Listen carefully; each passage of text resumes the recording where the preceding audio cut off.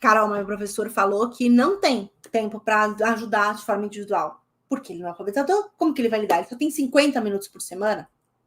E eu sei que muitas vezes, gente, a gente se sente impedida de passar estratégias para os professores, porque de fato ele não vai conseguir aplicar, e a gente sabe disso, de forma muito específica e isolada dentro da sala. É uma especificidade muito grande, ou não faz parte do caráter dele enquanto professor. Um professor de geografia, um professor de física, um professor de química. É muito desafiador de fato. Por uma questão de que ele não vai conseguir aplicar de forma satisfatória, ele não vai conseguir aplicar de forma satisfatória, ele não vai ter tempo, ele não vai ter a capacidade, e capacidade não é porque ele não tem, mas ele não tem a formação adequada para aquilo, ou até mesmo de vontade. Vamos ser sinceros, tem professor que não quer. Vamos ser sinceros que não tem professor que não quer ajudar o aluno. Ele não é que ele não quer ajudar, ele gosta de ajudar, mas ele não acha que o papel dele também.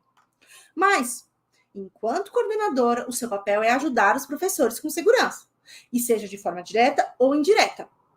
Nem sempre ajudar o seu professor quer dizer pegar o seu professor e fazer ele fazer a estratégia.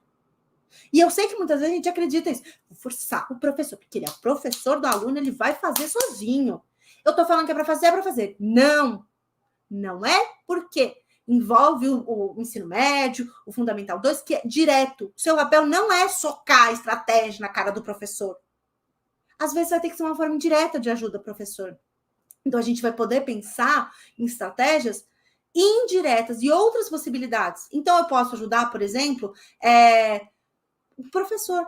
Se eu não posso passar, vamos lá, se eu não posso passar as estratégias para o meu professor de forma direta, aplicação direta em sala, como?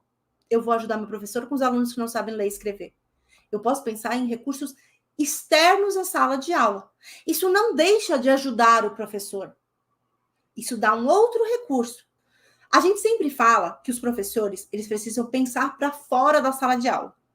Só que enquanto coordenadora, muitas vezes a gente se volta sempre para a sala de aula.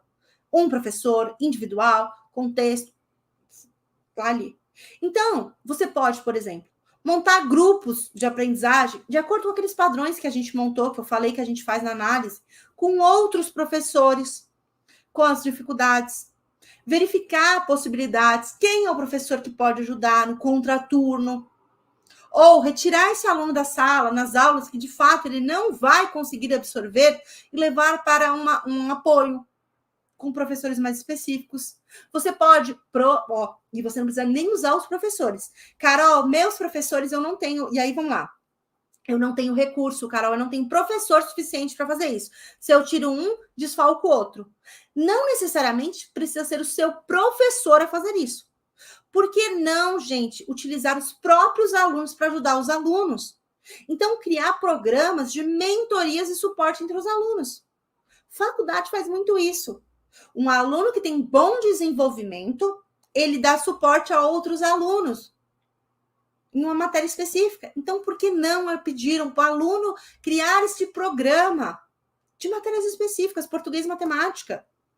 Se eu tenho um aluno de ensino médio que já tem essa habilidade, esse dom, por que não criar um programa para que ele ajude, para que ele solicite? Então, às vezes, muitas das vezes foi o que eu falei, a gente fica focada no que está fora do nosso controle, em pegar mais gente, em ter auxiliar. Mas a gente esquece que os próprios alunos podem. Carol, vai ser perfeito? Não, mas eu não estou falando em ser perfeito. Estou falando que dá para fazer dentro da sua realidade. Você prefere criar estratégias possíveis para sua realidade ou criar estratégia nenhuma e continuar do jeito que está? É a verdade, gente. Muitas vezes a gente fica dentro do nosso comodismo e resistentes porque acha que os professores não vão querer, porque os alunos não vão querer, porque os pais não vão querer. Só que a gente esquece que a primeira coisa que a gente tem que fazer é tentar. Você tentou? Você fez? Você criou a estratégia? Pensar em outras possibilidades fora da caixa. Para que, de fato, eu tinha um aluno, e isso eu lembro que uma vez a gente estava na recuperação dos alunos, e aí eu não tinha tempo para auxiliar todos os alunos, eu estava ensinando para eles a fazer mapas mentais e estruturando melhor a matéria para que eles absorvessem mais. E aí eu tinha um aluno com autismo que ele era muito concreto. E eu não estava conseguindo, eu fiz uma parte com ele, mas eu precisava de mais tempo. E eu não tinha esse tempo. O que eu fiz?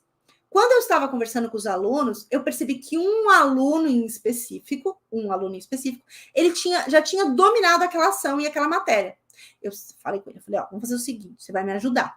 Eu já vi que você tá craque nessa matéria, você vai sentar ali e vai ajudar o seu colega. Expliquei para ele como ele explicaria para o aluno. Ó, ele precisa muito das atividades. Lembra que eu fui falando? Ele é muito concreto, então se puder, desenha. Se puder, você orienta. Aí eu fui mostrando para ele como fazer. O que ele fez? Eu sentei, ele ficou lá explicando para o aluno, eu dei uma orientada, verifiquei. Ele ajudou o aluno. Não foi o professor a mais, não fui eu. Meu próprio aluno me deu o suporte que eu precisava. Precisei de um auxiliar? Não. Peguei o próprio aluno que tinha domínio e pedi ajuda. Porque ele já tinha dominado a matéria. Então, e às vezes, gente, não é coisa difícil. Precisa de um método específico de alfabetização. Sim, você sabe. Pode passar para um aluno. Explica para ele desta forma. Orienta como será feito. Seus alunos, tenho certeza que estão dispostos a ajudar. Carol, mas aqui nenhum aluno pode. Gente, não é possível que numa escola de no mínimo 120 crianças, de alunos, sei lá, 80, não tem um que não vai te ajudar. Então, pense no macro.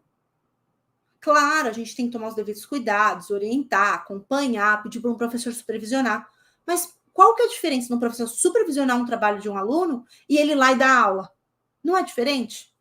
Então, é importante que a gente tenha esses recursos e analise de fato. A gente fica muito preso no que é de fora e esquece que está dentro. Tem muita coisa que a gente pode fazer dentro. Mas, Carol, e o meu professor de sala? Como que ele fica?